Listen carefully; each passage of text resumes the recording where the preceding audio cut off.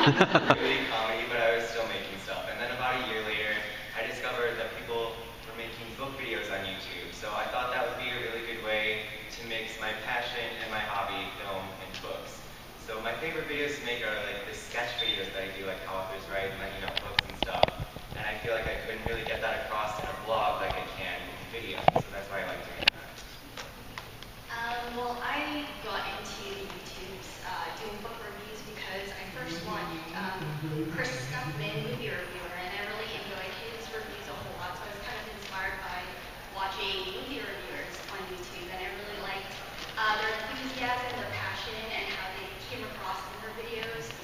Just their tone overall was really great to watch and see. And it's very entertaining, and they're also very informative as well on how they talk about the films that they really love. So, and at that time, I was getting back into reading recreationally, so Mortal Instruments, Hunger Games, and I was getting into The Maze Runner next. So I really wanted to do a book review on that, and I was just totally inspired by how people just loved what they were into and how it came across on video. So, yeah, I was totally inspired by other people, just watching other reviewers on YouTube. So, yeah.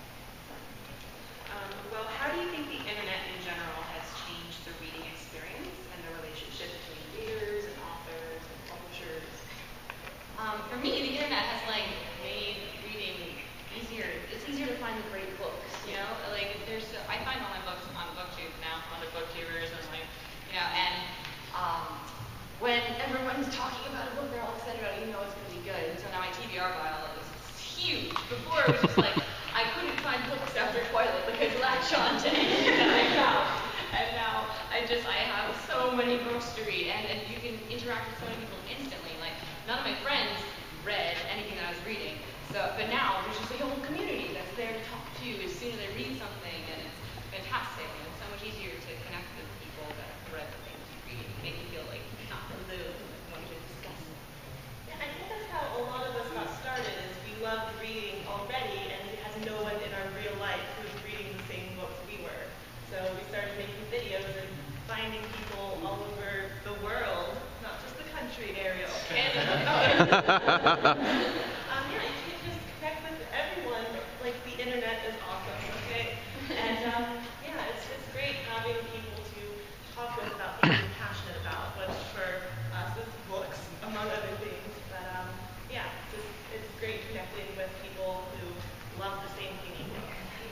Yeah, I think it's so much easier to connect with authors nowadays too, because they have things like Twitter, where before the internet you didn't have that. You had to write letters to them, and who knows if they even got them. So that's easier. And also, you're constantly updating people on what you're reading and how far you are in a book and stuff, through Goodreads and stuff like that. So completely changed the reading experience. Yeah, sure. I think it's also more kind of a community event. When I'm reading a book and I update it on Goodreads, I'm I just got to page 100.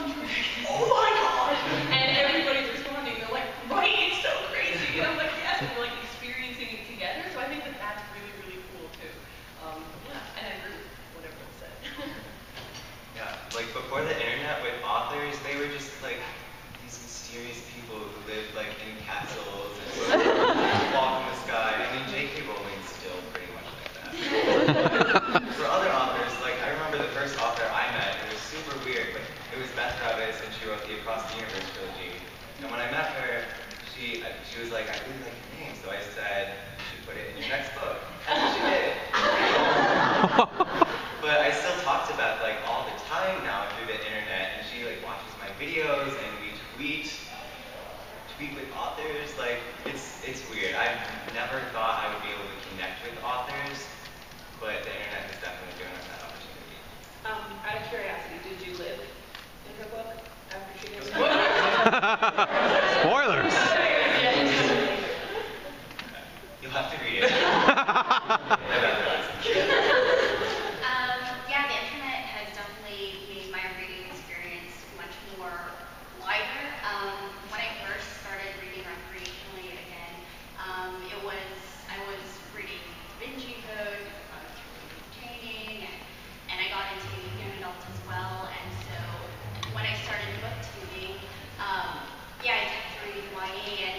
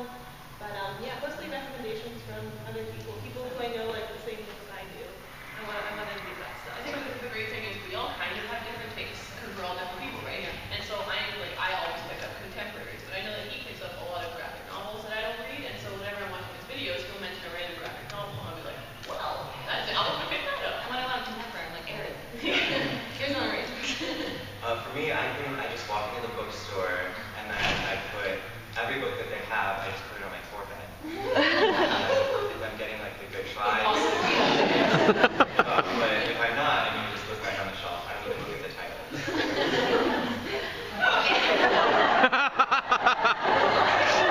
Like you guys don't do that. Yeah, it's mostly through BookTube. I'm on Tumblr as well, and so I follow a lot of Tumblr blogs on there. So a lot of my feed is book recommendations, and I would see covers that would catch my eye as well. So if there's a cover that I really like, I would definitely check on Goodreads to find out what it's all about. And yeah, sources. I think Goodreads is a big one too. Yeah. Like, it has a pretty cover outline. Yeah. And again, back to the author on Twitter. Like you find an author you like, you follow their Twitter or their blog or something, and you learn about all their upcoming books. Yeah, and they recommend books. Like, like when Tara Mafia recommends a book, like, oh, okay. Alright. Question about your to-read shelves. Which is the longest book that's been there? Did you sort of like, Like when it sat there the longest? Yeah. It's been there the longest. For me, I feel like that's The Diviners and The Cuckoo's Calling. Sitting there for so long because they're just like big and daunting. I didn't like J.K. Rowling's Catherine Vacancy, so I'm kind of scared to read the Robert Galbraith books. I know it's different. I'm going to read. One that I've had one forever, like ever since I joined BookTube, was kind of when I found the Blog Brothers and stuff. So I went out and I bought every book that John Green has ever written. And now I just have an abundance of Catherine sitting there for a really long time. So that's probably one of them. The Host by Stephanie Meyer. Why haven't you read that? That's massive. Yeah, it's too intimidating by it. It's like on the bottom of the shelf. It's like Stephanie Meyer. Yeah, I think I have a couple of YA books, like Sleep by Alice Lynn and Five Flavors of Dumb by Anthony John. They're still on my to-read list. Just been, I don't know when I'm gonna get to it, but yeah, they've been on my shelf for a long time. For me, it's probably Fallen by Lauren Tate. I've had that one for so long, and I've tried to read it a couple times, but couldn't really get into it. I might try again. I gotta get through it. Mine, I think, is like The Adventures of Cavalier Claims. Same thing. It's so massive. It's just intimidating. So I haven't picked up yet. You feel like you can get through so many more short Yeah. books by the time you take them to the giant one. They look so pretty, so you have to buy them. Yeah. The cover's so amazing.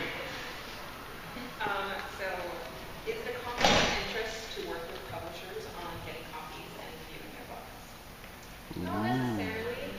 Like if you take it as like you feel an obligation to give it a good review, you receive something for free. Like that's a little bit shady.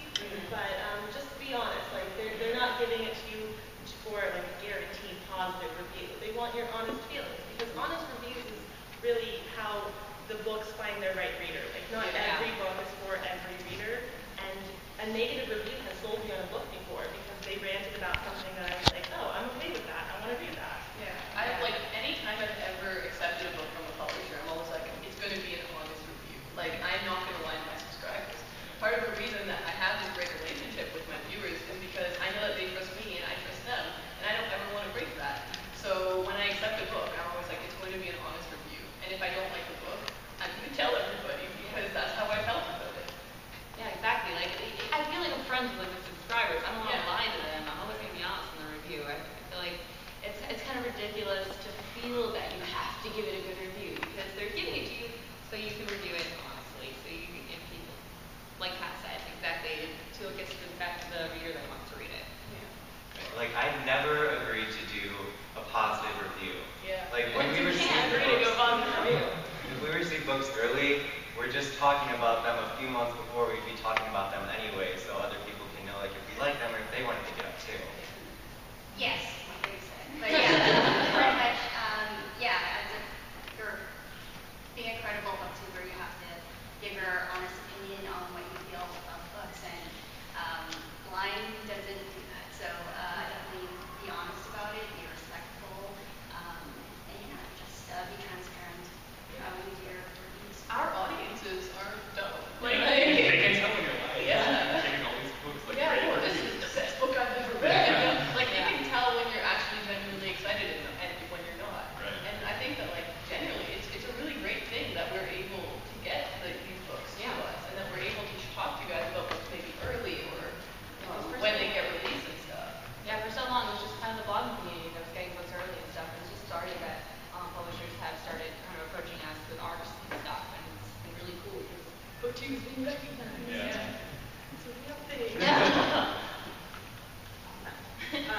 Well, let's talk a little bit about how you guys started off. Let's go down the list. Okay. I was on YouTube already making kind of like vloggy. Actually, I think my first vloggy video was a BookTube video, but it was on my other PolandBananas 20 channel where I kind of was making like comedy music videos at the time. That was my first speaking to the camera video, and I was really, really awkward. I was like, this is my first vlog. It's really embarrassing if you guys watch it. But yeah, I was already making videos on YouTube, and then I wanted to talk about books because, like I said, like no one was reading anything I was reading. It's also a time in college where I didn't have many friends that I felt like I was had much in common with, so I wanted to find people to talk stuff about. So I started making book videos, and then I felt like, oh, I don't know if everyone likes books, so I split my channels, and then I went to PolandBananasBooks, and yeah, wanted to talk to people, and then this community started emerging after a few years. Yeah, I kind of talked about mine a little bit. I started off by doing like daily NaNoWriMo vlogs, and then I got into the book videos. People started suggesting to me like, hey, do a book haul, do a bookshelf tour, and I started doing that, and I started getting more views than on my writing videos. I'm like, there's something about this book thing. People like the book. So I started making book hauls, and I found these guys on the internet, and started watching their videos and commenting on their videos, chatting with them, and we like a lot of the same books. Maybe we have different tastes, but there's some books that we all love, so it was nice. I have been vlogging for a while, and I just never felt like I found a place where I belonged on YouTube. It can be hard sometimes to really feel like that community feels. And so I stumbled upon thereadables, and I marathoned the videos, and just fell in love with the community, and I had to do it. So I did. Yeah, I mean, I had no friends. And I've always loved reading. I've always been an avid reader. And so I always wanted to have conversations about books. Like, I had that dream that I'd join a book club that would change my life. And I've always loved YouTube. I've been watching YouTube videos for probably 2 years. And I've always been interested in making videos. But like you said, I didn't find that thing to talk about. Like, I could have done vlogs, but I just didn't feel like that was what I wanted to do. And I didn't feel like sketches or music or anything. I mean, I love music, but I didn't want to talk about music. And then I saw, it was actually TheReadables as well. You were the first channel I found. And like, I saw one video, I was like, that's it, I'm doing this. And like, I just set up a camera and I started doing it. And yeah, great decision. Yeah, I mean, like I said before, I was also making YouTube videos before, and I've always been a reader, like my whole life. I've always had a book going. And then a few years ago, I was really into this series called Maximum Ride, but for some reason I was a little frustrated about, so I wanted to see what other people were saying about it. So I did a YouTube search for Maximum Ride book reviews, and I didn't think it would actually be a thing. But then I found that Katytastic had like 10 videos about Maximum Ride, so I started watching all of her videos, and I found thereadables as well. We all started. So. But yeah, then I started making book-related videos because I was like, that looks really fun, and I really like the way they're talking about books, and I want to get involved in that. And that was way back like when BookTube wasn't even a thing yet. Yeah, when I started, there was like 10 other BookTubers. It was really, I didn't know BookTube was a no. Like, I didn't know what. It was like, I'm so weird talking about books on YouTube. Yeah, well, to reiterate, I guess, what I said earlier, but guys,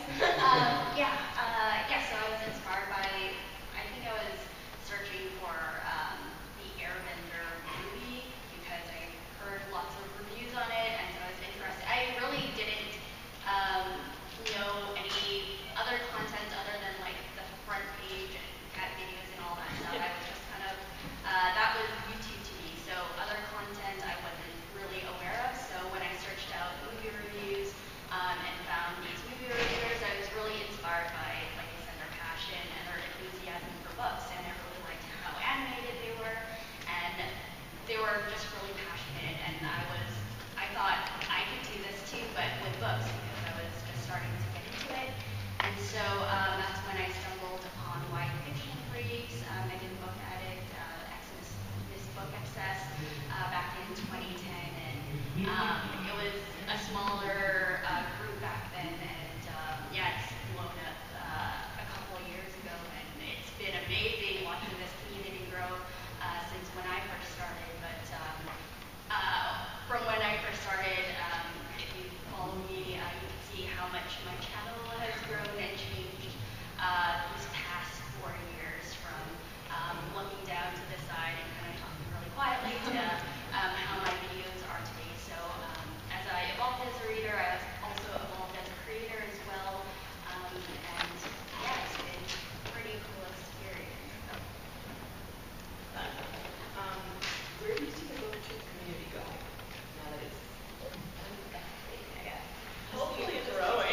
It's nice that books are becoming more involved in pop culture. Like for a while it seemed like reading was really uncool, but now, especially with all the YA movie adaptations, like people are getting into books. They see the Divergent movie and they're like, I want to read that book, and then they find more and more books.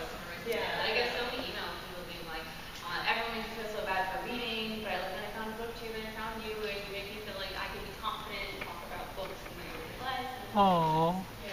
No, it's like, honestly, it's beautiful. Yeah. Like, if you think of it, every time that I get a new subscriber, or a new like, or a new view, like, I'm really happy that they're watching me, but I'm also like, you're also supporting reading. Like, you're supporting such a wonderful thing.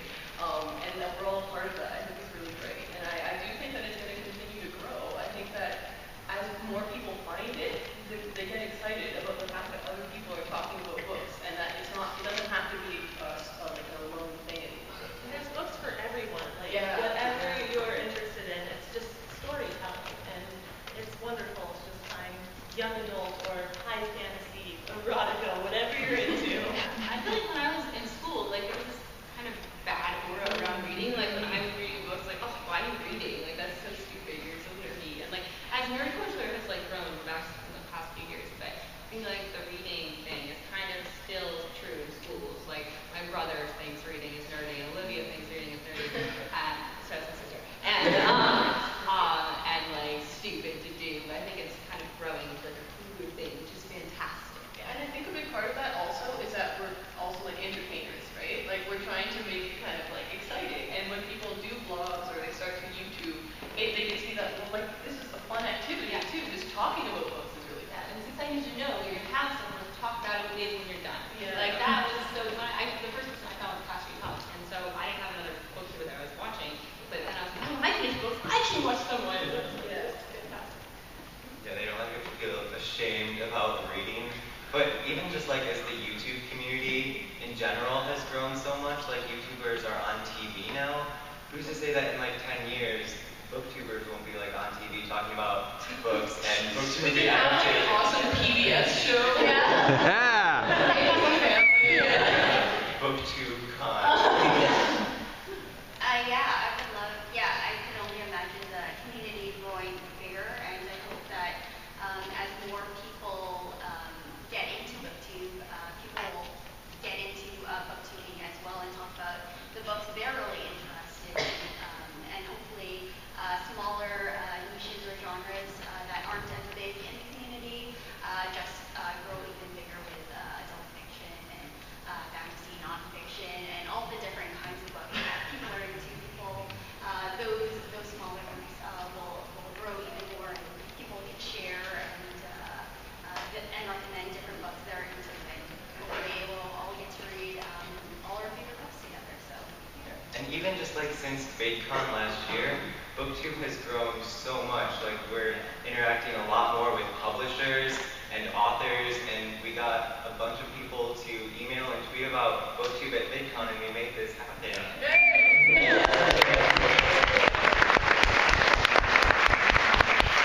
We're definitely still a small community, right? We're definitely still a very small community in the YouTube sphere, but we're definitely growing, and it is definitely an exponential growth. So it's very exciting. The beauty community started off so small, and now they have their own books out. Yeah. We read the beauty community's books. So I'm going to open it up to the audience. Anybody have any questions? I'm Rachel. I'm a huge fan, and I've tried to do some book talk, and it all turned out but awful. Do you have any tips or tricks or anything like that? Wait, we can all just give a tip. Yeah. Well, I always want to ask, like, to get notes. Okay, that really helps. But also do it again after you do it, and it's so much better because you have gotten all the stuff you want to say out, and then kind of, I don't know, you just mentally know how to say it better, or watch it back and then do it again. You know, that'll really help. Even just writing an outline. Like you don't have to script it word for word and read it totally. off like a robot, but just have an outline of notes, and it makes it go a lot smoother. Yeah. Practice makes perfect. Yes. That's all I gotta say. Do all of our first videos and prepare today. Or maybe don't watch My biggest tip whenever anybody asks me, like, how can I get better, is honestly, have fun when you're doing it. Like, I can tell when a person is doing their channel and they're having a great time, and that energy comes off, and even if they stumble a lot or they get a little bit repetitive and stuff, if they're having fun, I don't care. I'm along for the ride. I'm like, she's so excited about this book. So I think if you're really enthusiastic about it and you had a great time, or really, like, talking about how you really hated it, either way, the passion is there, right? Also, though, I would say editing is a really good idea because sometimes when I am talking about a book, I'll get really repetitive. And I'll be like, yeah, this was really good and very excellent and really fantastic. And I'm like, okay, edit. And I think that can really help you to cut it down and make it more succinct.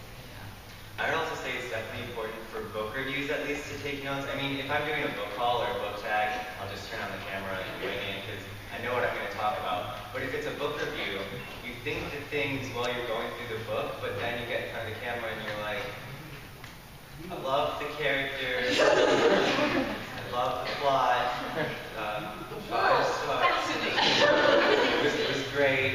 See you next time.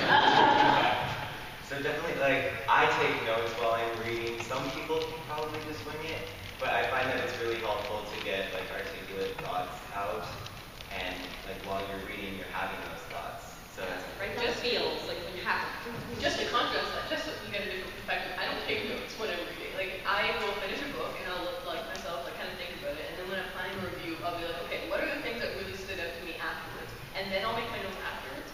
So if maybe you don't want to take notes while you're doing it, you don't have to, but I really do think it's a good idea because before, when I would kind of just film it impromptu, I would feel like I'd be editing it and I'd be like, why didn't I say this one thing? And or like, why did I say that in such a dumb way? So yeah, it's a good idea to plan it. Yeah, pretty much what everyone said. Yeah, practice does make perfect. It won't be great on your first try. So, and doing positive reviews is definitely much more challenging to do because of the repetitive activity you can give a book. But definitely give a critical eye when you read, and definitely give out points that really stood out to you. You don't have to talk about every single detail about the book either. So definitely just talk about things that you look for in a review when you watch book reviews and book talks. Just talk about things that you think the audience would really find helpful when they're deciding books. So. One more thing, I would say upload that video and then move on to a new one. Because every one you do gets better, but you have to push it out and you have to keep getting better. Don't be afraid to just throw something out there. And also another quick thing is to when you're filming, just know that no one has to watch that if you don't want them to. Like that'll help you. I mean, I know at first I was really awkward, it's like very conscious of the camera on me. But now I just don't even care. So I know I can edit it out and not show the world if I don't want to.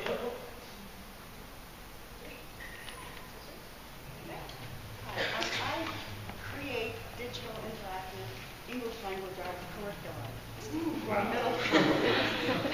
So what I want to do is kind of capture the energy that students already have about books that they love and get them doing some of the things that you're saying, take notes as they're reading, and then maybe come up with their own book review. So I'm wondering, what advice could you give me to tell teachers out there to try to and/or what do you envision if, say, I'm creating this curriculum on a tablet, what could I include in that? So like, are you giving a class, like a assignment to make a video, like a book talk video? That is so cool. I would say definitely show them these book talk videos to like get them excited about it, maybe about books that they already like. And I think that would excite me. Like, yeah, I'm gonna do this. It's awesome. Yeah, I think too maybe it would be a good idea to kind of give them an outline, be like, what did you like about the world? Like a specific thing you liked about the world setting, and like who was your favorite character and why? And like maybe some specific points like that so they can fill it out so they do have some direction going into the video. Or else it'll just be directionless. Sounds like the coolest assignment ever. I would definitely also say, like, show them BookTube videos because, again, like a lot in high school, there's a lot of negativity that goes along with reading. Like, people will make fun of people who are reading. So with BookTube, it can kind of show them, like, it's okay to be excited about the books that you're reading. Yeah. That's such a cool assignment.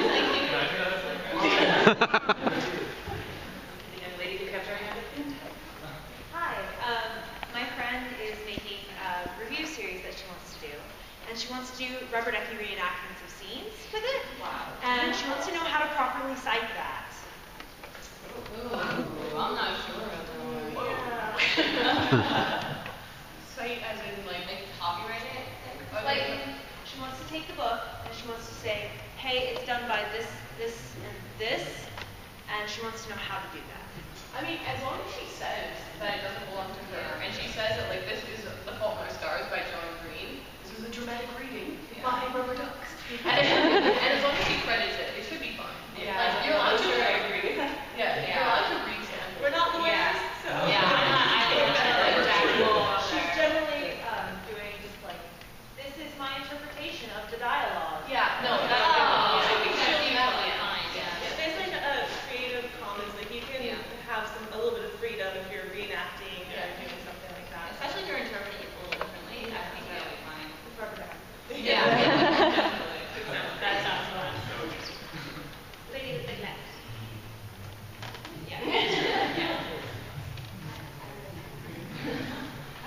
So for people starting out, like a lot of the time, my main focus is, as much as I love books and I love talking about books with people, and like I'll hear that I'll hear someone in like one of my classes or something that, oh, I read this book, and I'll go, I read that, I'll tell you about it, I'm going to tell you about it, or I can see someone just holding it, I'm like, how are you? Because I want to talk to you about this. And so, because it's as fun as it would be to get started in my own fear, like this crippling fear, that I want to make videos so I can talk to people about it. How are they going to find me? How can I be found? Well,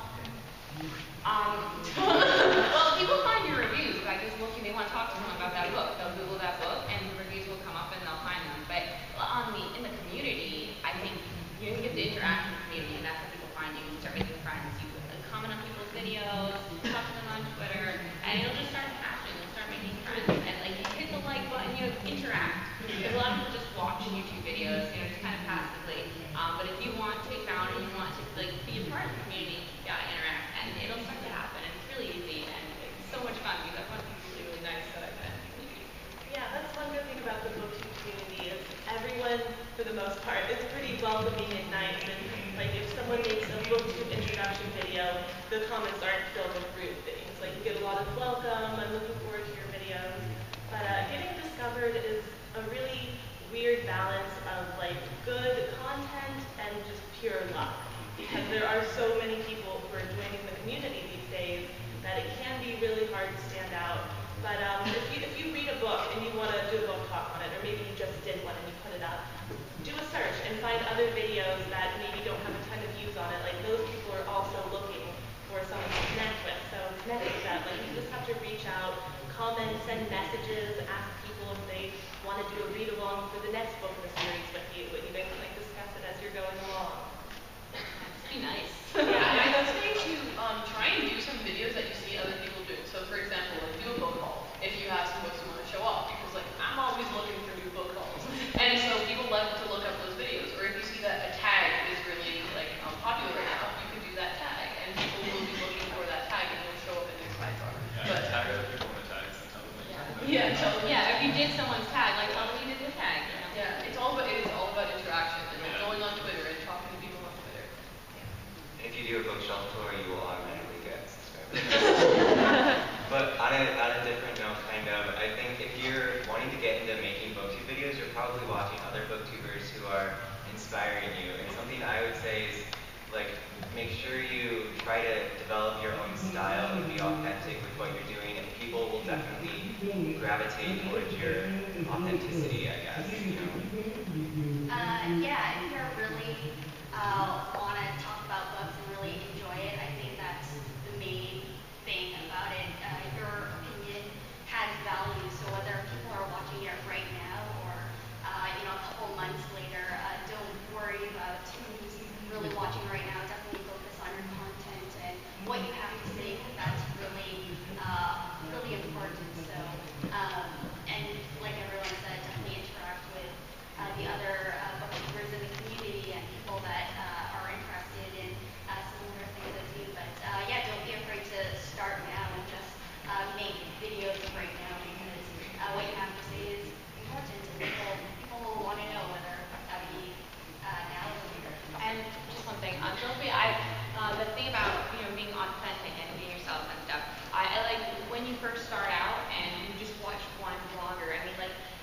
you're gonna pick up, you're just gonna use some of the mannerisms or something because you're just looking at them so much. Don't be afraid to post that video because like with time you'll develop your own style. It'll come with time, and it just when you start off, I know some people get some comments like you're copying this person, blah, blah, blah. Like don't worry about it. You'll develop your own style as time goes on.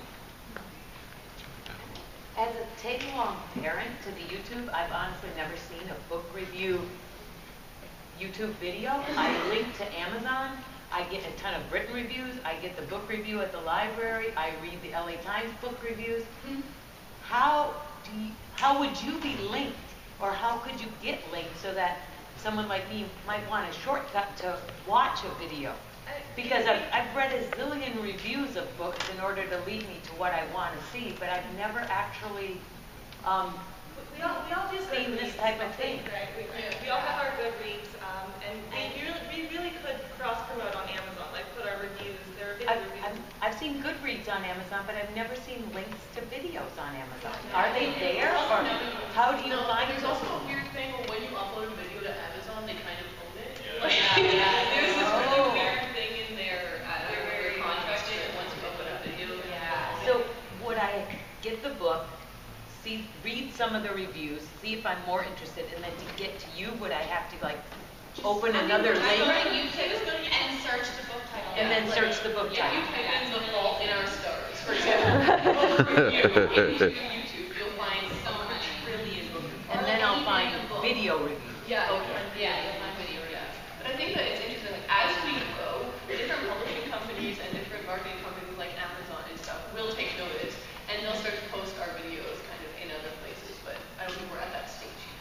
It's these separate bubbles of review communities, like the Amazon review community, and it's pretty separate from the YouTube review community. There's not a lot of crossover there. But you just got to find the review community that you connect the most with. Like, some people really love the Amazon, like, Vine reviewers, and they follow those, like, it's the word. But YouTube is kind of in its own little bubble right now. We're kind of breaking out, but it's still closed off from a lot of other review venues.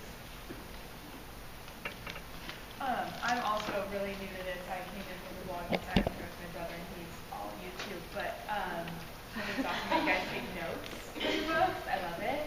I don't review books, and I'm still like writing them. Sorry to people that don't write books. My question is, and I don't know if you guys answer this because I am new to this. Do you guys prefer ebooks or physical books? And what are your thoughts on ebooks? Yeah, no, I mean, like, I love physical books, but I've recently had a Kindle, and I was so against it for so long. You know, just like, what are your thoughts on those things? I think that one interesting facet of this question is that as video reviewers, we like to have a physical copy and show it everyone. Because it's exciting when you show it to people. It's, I don't know, it's a part of the We have our video. shelves. Yeah, But I do agree. I like having also the ebook. Like, I have an iPad, and I've had it for like a million years. I should get a Kindle or something because it's too big. I have the iPad one, but like I use it as an e-reader. And when I was traveling and stuff, because I studied abroad, like, it was so much more convenient. But I still love to have the physical nice. Yeah, I have a Kindle, and that's actually what I'm using to read the Silkworm right now. I don't have a physical copy of it. And I love reading on my Kindle, but I also love collecting books and having the physical books, iPad, pages. Take advice, smelling trust. Thank you. My friends are literally right. We got our big physical copies, but then we were going to BDA for the weekend, so Christine and I both bought the ebook copy. I have every Cassandra Farron book also on my Kindle. Because when I read it, I first read it and take notes on the ebooks. I have like this like highlight every little thing I think is funny. Basically, we spend all our money Any format of book, we want it. Like if a new release is coming out, I'll buy it on my iPad at midnight, but then the next day at 9 a.m. I'll also buy it, but I'm already like 100 pages into it. Yeah, because you want to start immediately. Yeah, but if I read an ebook, I also like I want to have it on my shelf to see like I read that book. It's there, other than like just having a list on your Kindle. I've always wanted, like the biggest thing I've ever wanted is that when you buy a book, it should have like in the receipt a download code. Like when you buy a vinyl, Say penguin. yeah, and like when you buy a vinyl record, you can get the MP3 download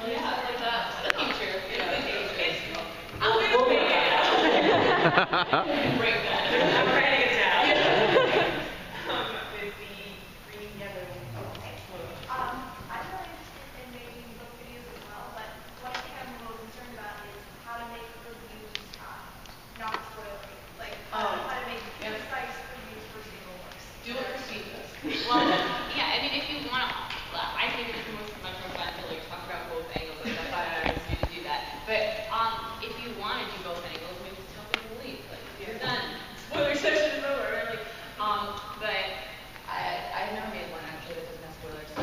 Yeah, no, like I think it's really important to be cognizant of spoilers because people can get upset if you spoil something for them. So sorry, I still leave it. So I think that if you do want to talk about spoilers, do like start the video off and say like I'm going to be talking about Allegiant today. I'm very excited. I really liked it. If you don't want to be spoiled, you must leave now. Click away from this video, and then you can launch into spoilers. The thing with the Allegiant thing, it was like a comedy sketch video, and if I told you it wouldn't be funny. She spoiled. Get a couple of points. Like what I like to do in my reviews is talk about characters, world, writing, story, like in vague terms in the beginning. Like something about the characters, maybe you didn't relate to them, or they were really relatable, really funny. The world building, like it was really great, or it was kind of a blurry world. You didn't really get a good grasp of it. You can talk in vague terms. Also, I was just watching some wrap-up videos where people talk about several books with no spoilers at all to kind of see how they discuss it.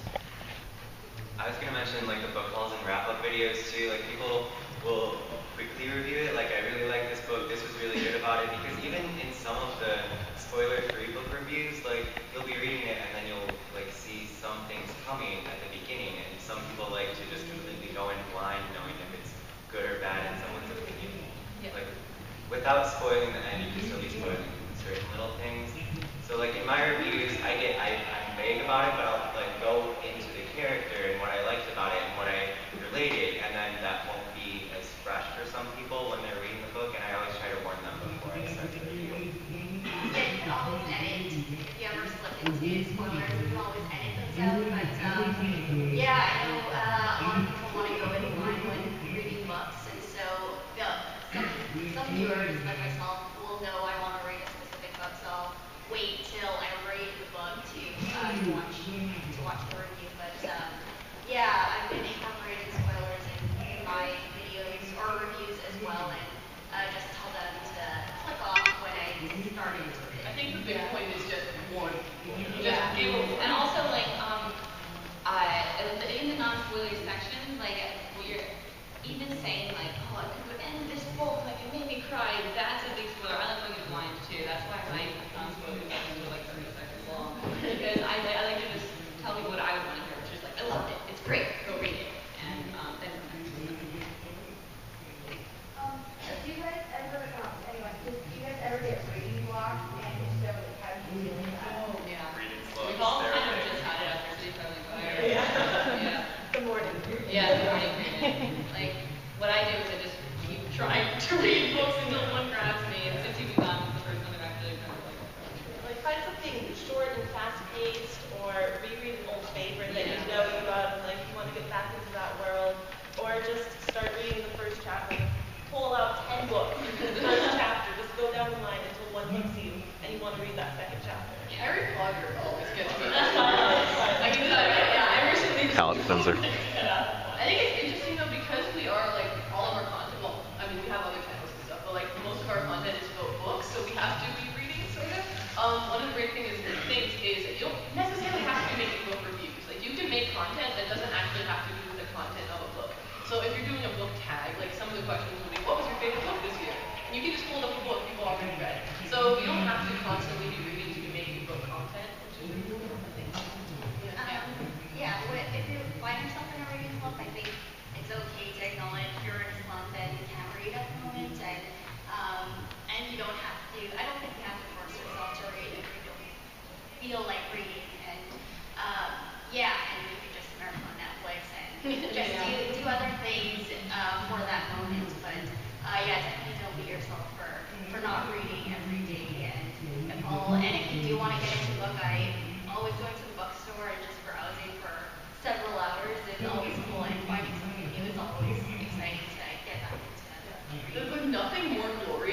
get back into reading after a slump. It's just like you're back in that. So allow yourself to be good. Don't force yourself. Don't make Netflix it is feel actually like really helpful. Yeah. I did Orange is the New Black in like 5 seconds and then I started reading it. Yeah, I was in a reading slump like in January, so I just watched the entire series of Breaking Bad. I did The Office one of those times too. Gentleman back there. Following up on the copyright question, have you ever heard from either an author or a publisher when you've read too much of a book, or is there a limit to how much can be read from a particular book? I don't think anyone's going to read no excerpts.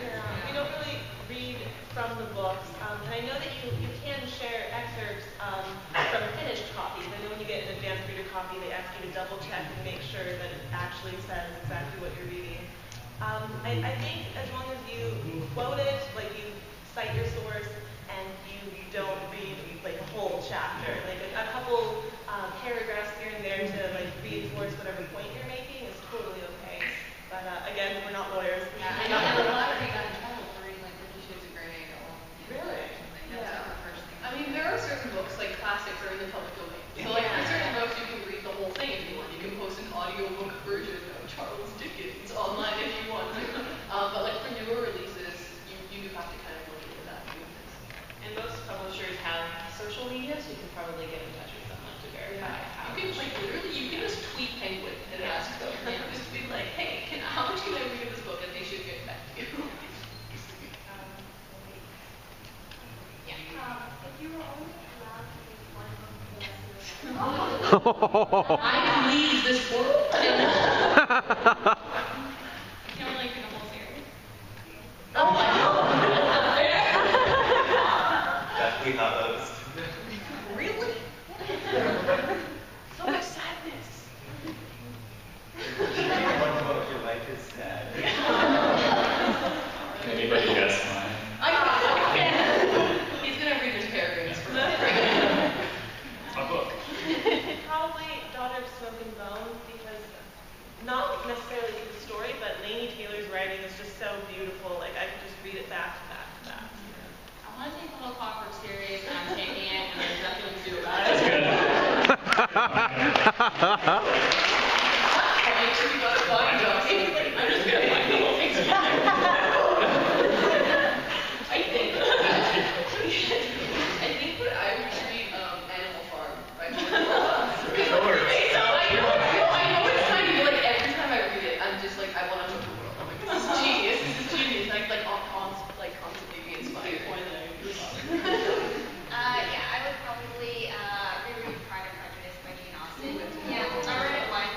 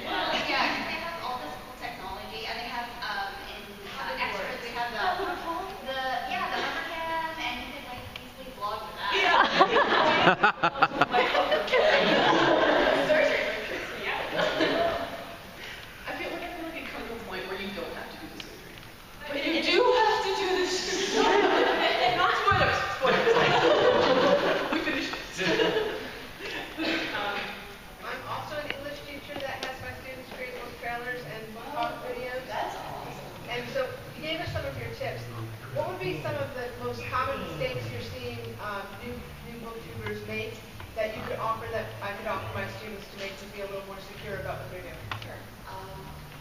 I think editing is just, I mean, you get better as you edit, you know, but that's the most common thing I see in the beginning, because they don't know to edit out some pauses and edit out some repetitive things, like Ariel was really saying earlier. That's the most common thing I see, and it gets fixed as you go on, because you watch yourself, and you're like, and it just, you learn. Yeah, there's really such a learning curve. At first, you're kind of awkward, like not looking at the camera, repetitive. But as you go along, like you start to edit your own videos and watch yourself for hours on end, you start to notice the things that annoy you about yourself, and then you stop doing that. I think the biggest one is repetitiveness. Like you could really start start the repetitive. Actually, one thing that us four did was we made a pact that in our book hauls we can't say excited anymore. We're not allowed to say that word anymore. At least like I don't know if you noticed. Yeah, like the latest book haul. So excited. I'm really cool. Yeah. So we're trying to like use different adjectives, different words, different ideas to relate that excitement because you don't want to keep saying excited. And so it's ridiculous. I'm really Yeah. So I think it's repetitiveness is the biggest one. I think it's good to be able to edit because you'll end up starting over so much if you say something that you don't want to have said and then like, it's out there forever.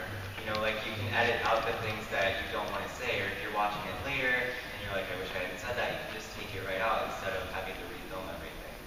Yeah, and as far as content goes, as far as doing book talks or book reviews, I think keeping the synopsis short is very important. Because I think, people talk too long about what the book is all about and probably get into spoilery aspects of the book. So if you can keep it to one sentence long and get the main gist of what the book is all about, then I think you're good to go and just really talk about how you feel. That's actually probably one of the biggest things I edit out with myself explaining what the book is about. You want to do that really like just succinctly. Yeah.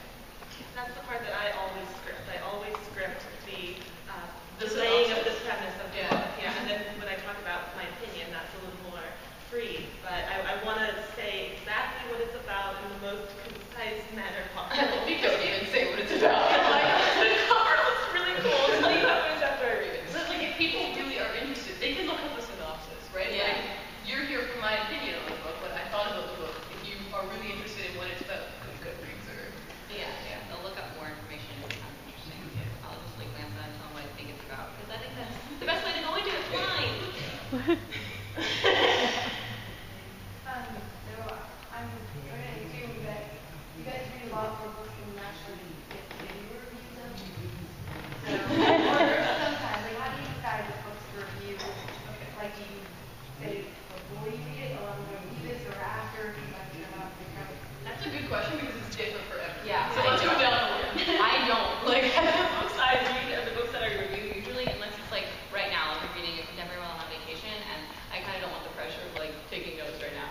So I don't think I'll do a full review. I might because I really like to read up. But I literally make a review every single book I read, and then when I'm not, because I use that other time to make videos. So yeah. I want to review every book I read, but I'm bad with the follow through. And it's really just a matter of time because my favorite series is the Daughter of Smoke and Bone series, and I wanted to do a review for that, but then I didn't have the time, and I get in this thing where after I've read a book, like if I start reading another one, like I can't review that one, it's not fresh in my mind. This is the current blood, I'll review this one, and so I just don't read a book until I have a chance to review it, and then you get really behind in reading. So I've just gotten a more free approach to it. If I have time to review a book when I'm done reading it, I will, but I don't really have any like criteria for which ones I review anymore. Yeah, for me, sometimes I don't have that much to say about the book, so it's kind of pointless making like a full-on book review. So that's why I just put it like in the wrap-up videos. Yeah, for me, I actually don't review very big books. I'm not kidding.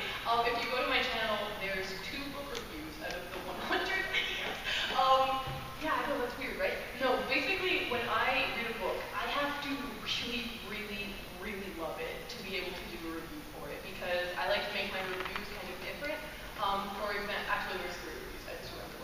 For example, I reviewed this one book called Wanderlove by Kristen Hubbard, and it's about this girl who goes to Central America.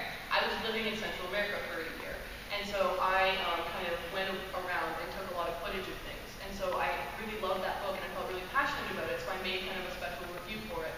And all of the reviews that I planned are for like a book that is a brand new favorite of mine. I should probably review more books, but I make a lot of different kinds of content. So I make more kind of discussion videos where I'll talk about different aspects of like the reading life. So. And I mean, we do wrap-ups. Like I do wrap-up. I include every book I read in a wrap-up video. Yeah, like not a full review. Exactly. I have a series on my channel called Book Reviews with an S on it. And then that's where I do, like, I'll talk about the last 10 books that I read in chunks. But I think it's difficult to review a book that you think is just okay. Yeah. Like, it's really easy to praise a book and it's really easy to bash a book, but if you just think it's okay, you don't really have much to say about it. But I usually try to review every book that I read, but sometimes I won't finish a book and I won't make a video about why I couldn't finish this book. But I haven't done a review in a while.